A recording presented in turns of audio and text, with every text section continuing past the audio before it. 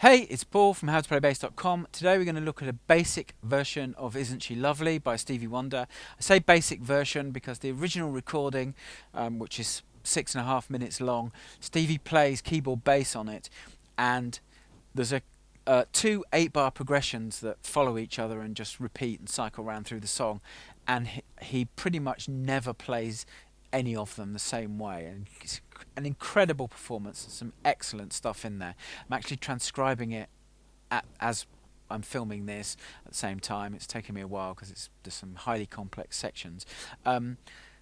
If you're a member of First Bass and Beyond, you'll see that transcription because I'll publish it there.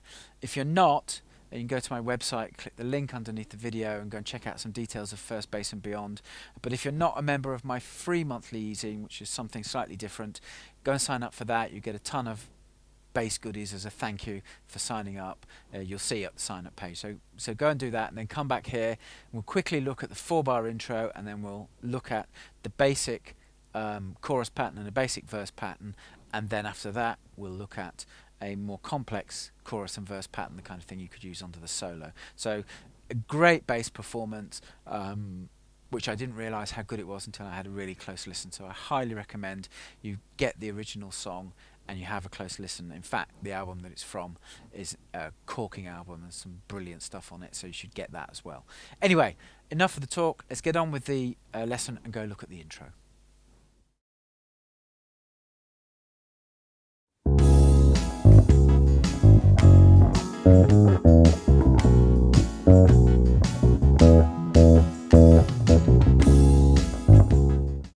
You just heard the intro. 4-bar section uses the same chords as the chorus progression. We'll go through it note by note. The first bar, that F sharp we just landed on, is the first note of the second bar. So we've got C sharp, 4th fret of the A string, G sharp, 4th fret of the E string, back to C sharp. Then we've got G sharp, G, and then we land on the F sharp. So it's okay. Then the second bar, we start with that F sharp at the 2nd fret of the E string, and we've got F sharp, octave F sharp, 4th fret of the D string, up to G sharp, 6th fret of the D string, down to E, 2nd fret of the D string, and then we've got C sharp and C natural, 4th and 3rd frets of the A string, which leads us to B, which is the next root note. So that kind of rhythm. So the next bar is B's the root note. So we're going to play B, F sharp, which is the 4th fret of the D string, back to B, the 2nd fret of the A string. Then we're going to play B and C sharp, 2nd and 4th frets of the A string. Last bar we're going to play 4 E's, and then the 4th one is the start of a triplet which leads to C sharp on the downbeat of the actual chorus itself. So we're going to play, so you've got 4 E's, 2nd fret of the D string, and then the triplet is that 4th E, B, the 2nd fret of the A string, C natural, 3rd fret of the A string, which leads us to C sharp, which is the downbeat of the chorus. So that's the next section. Let's go and look at that.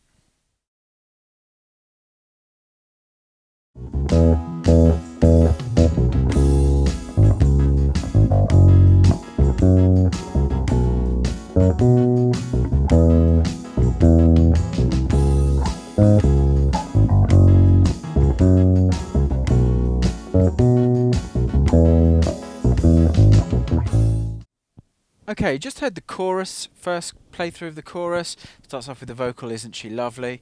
Kind of rhythm that flows through this 8-bar section.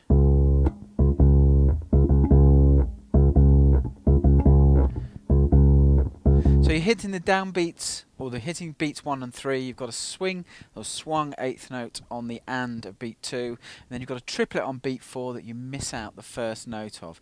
So that kind of runs through most of this section. So we'll go through it note by note. First bar. Okay, and that there we landed on as the downbeat of the second bar. You've got C sharp, G sharp, C sharp, 4th frets of the A and the E string, and then back to G sharp and G natural, 3rd fret, which leads you down to F sharp, 2nd fret of the E string, of course. Second bar. you've got F sharp, 2nd fret of the E string, C sharp, 4th fret of the A string, octave F sharp, 4th fret of the D string, back to C sharp at the 4th fret, 3rd fret of the A string, C natural. You get that chromatic run which takes you down to B. 3rd bar starts off with that B. So you've got B, F sharp, octave B. So 2nd fret of the A string for B, 4th fret of the D string for F sharp, 4th fret of the G string for the octave B, and then you've got B, C sharp, 2nd and 4th frets of the A string, and then the last bar. So you've got E, B, E, B, C. E is the 2nd fret of the D string, B is the 2nd fret of the A string, B, C, 2nd and 3rd frets of the A string. Okay, so that brings us back this to bar 5, and we're on C sharp again. It's a 4-chord progression in this section. So it's exactly the same, except the G sharp is displaced and transposed up an octave. So we're playing C sharp, the 4th fret of the A string again, then G sharp at the 6th fret of the D string, back to C sharp, back to the low G sharp, 4th fret of the E string, G natural, 3rd fret of the E string, down to F. The bar on the F chord is identical: F, C sharp, F sharp, C sharp, C, down to B. That's also identical to the 3rd bar: B, F sharp, B, B, C sharp. And then the last bar is in E. And then you have to shift up to A, which is the first note of the next section. So you're going to play E, B, E, G sharp, B, E. So either 2nd frets of the D or the A string, or that G sharp at the 4th fret of the E string. And as I say, then you've got to get up to A for the root note and downbeat of the next section, which is the first section. So let's go look at that section.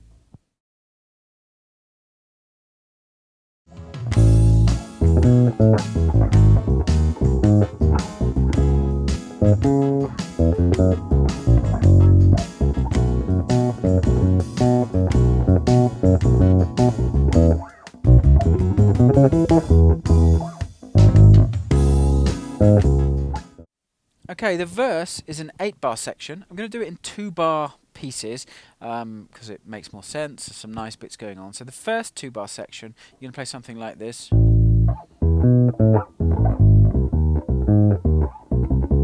That C sharp will be the start of bar 3. So you're going to play A, E, B, A. A's 5th fret of the A string, the E string, of course. E's the 7th fret of the A string, then you've got B at the 9th fret of the D string, octave A at the 7th fret of the D string, then you've got E and A again, 7th fret of the A string, 5th fret of the E string. Then the 2nd bar, you're going to play, it's a G sharp major triad, so G sharp, B sharp, D sharp, B sharp. 4th fret of the E string, 3rd and 6th frets of the A string. Back to that 3rd fret. Then you're going to play the octave of G sharp at the 6th fret of the D string. Back to D sharp, the 6th fret of the A string. Then you need to drop down to the 2nd fret of the A string, B, and then C natural, 2nd and 3rd frets of the A string. Lead you to C sharp, which is the start of bar 3. So bars 3 and 4, we're going to play something like this.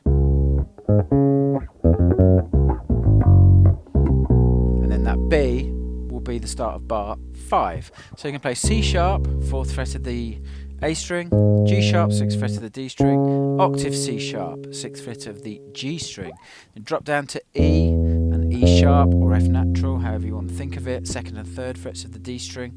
Takes us to the F sharp bar, bar 4, which is F sharp, C sharp, 4th fret of the D and the A strings respectively. Then we're going to play A sharp, G sharp, F sharp.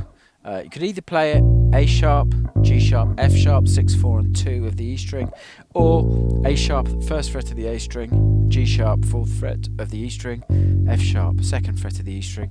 Then we've got C sharp to C, 4th and 3rd frets of the A string, which leads us down to the B at bar 5. Now bars 5 and 6, we're going to play something like this.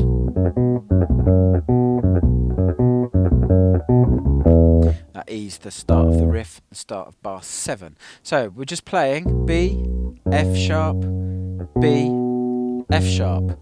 Second fret of the A string, fourth fret of the D string, fourth fret of the G string, fourth fret of the A string.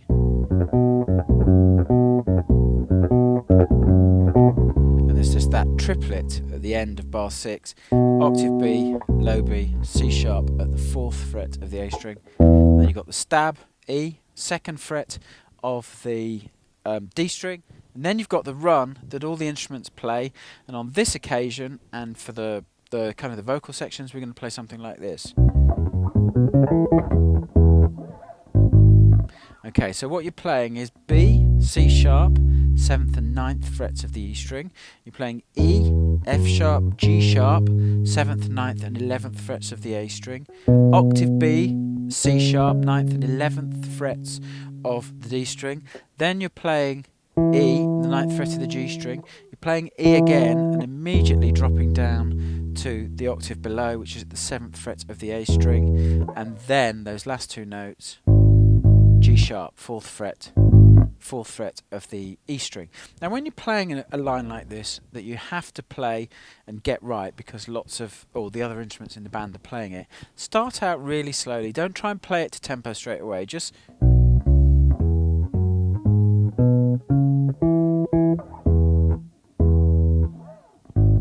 do it really slowly.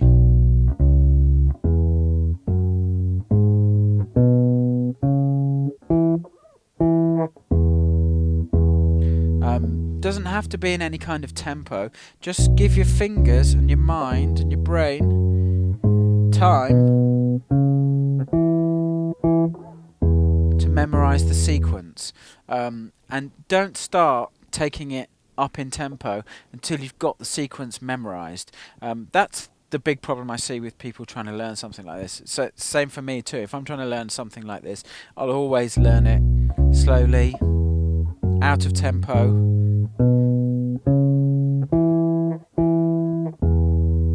before I even try and play it at halftime or something like that. It gives, people call it muscle memory.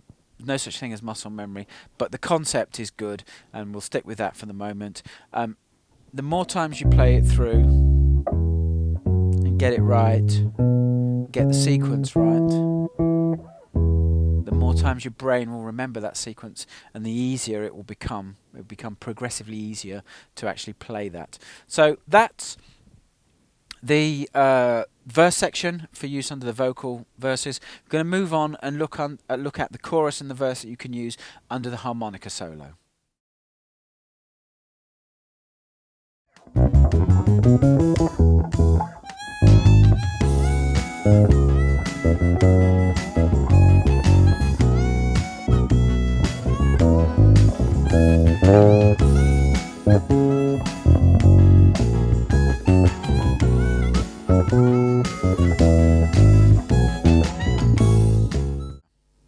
Okay, the chorus under the harmonica has got some nice little interesting variations. It's got that underlying rhythm we looked at before. It's still kind of there, but there's some little variation. So you just heard it being played with the backing track. So let's go through note by note and see what I played. So first bar,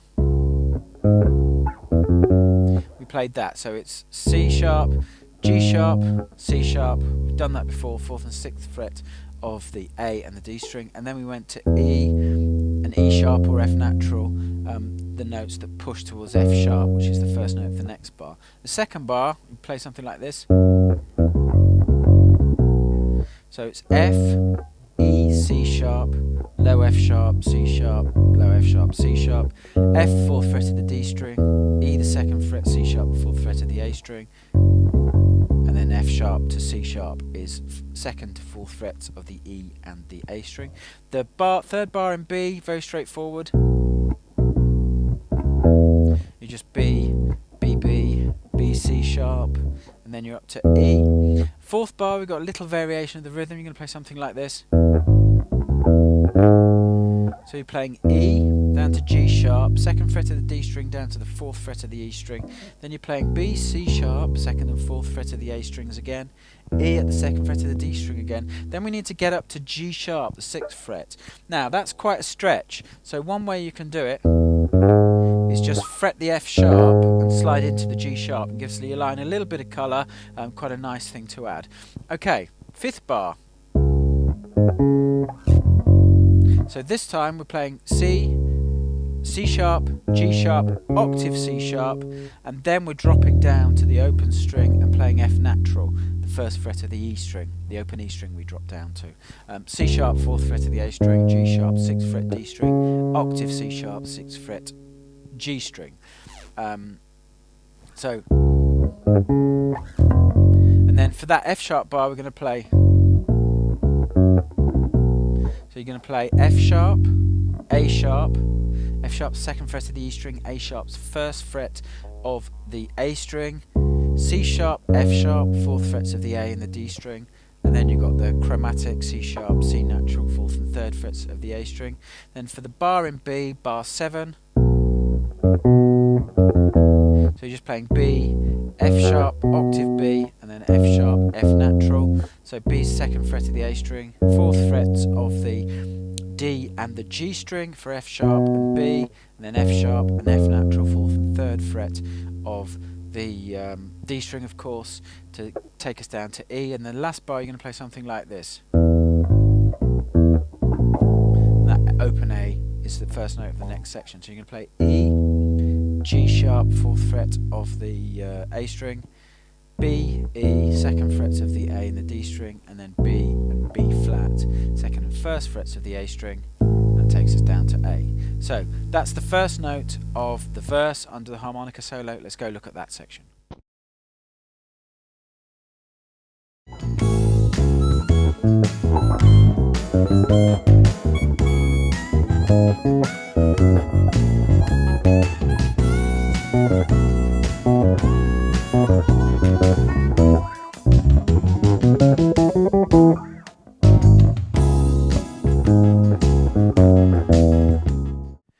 So when we looked at the verse before, we did it in 2-bar sections. We're going to do that again. So the first 2 bars sound something like this.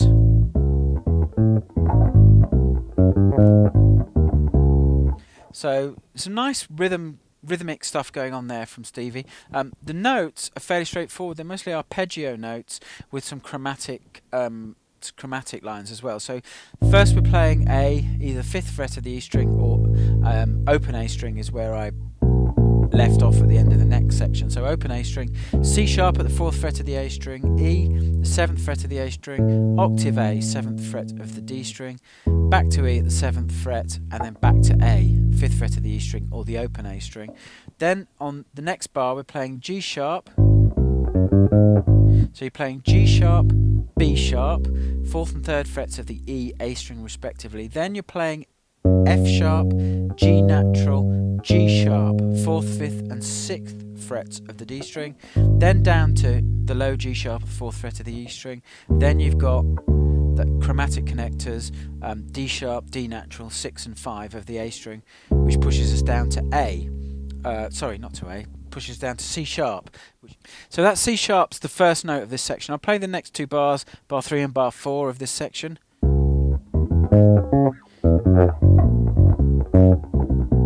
So again, some nice rhythm happening. C sharp, D sharp, E, 4th, 6th, 7th of the A string, then G sharp and C, 6th frets of the D and the G strings, then down to E, the 2nd fret of the D string, and then F sharp, 4th fret of the D string, low F sharp, A sharp at the 1st fret of the A string, low F sharp again, 2nd fret of the E string, C sharp and F sharp, 4th frets of the A and the D string, and then C sharp and C, 4th and 3rd frets of the A string, driving us to B, which is the start of the 5th bar. So listen again to that in the play along, or listen to it on the original.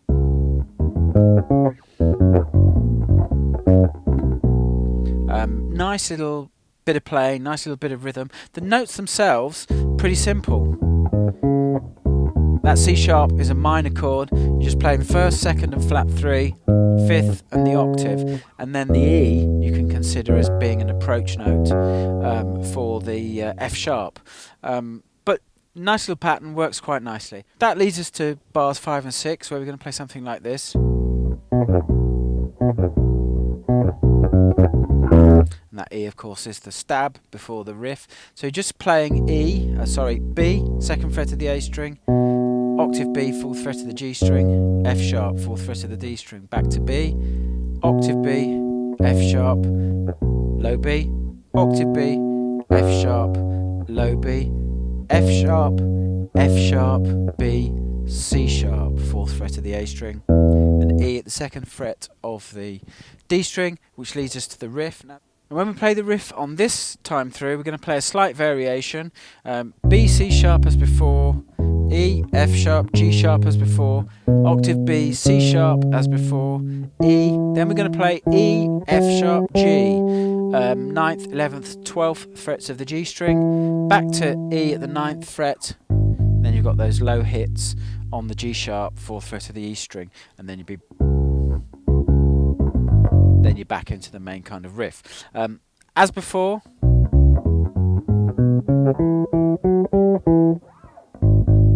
play it nice and slowly, out of tempo. Get used to the sound, get used to how you're going to play it, how you're going to finger it on the fretboard. Let your brain learn that, so that when you then start playing it in time, you're not concentrating on playing in time and working out where you're going to put your fingers, where you're going to move your hand, etc, etc. You've already learnt that, and learnt that out of time.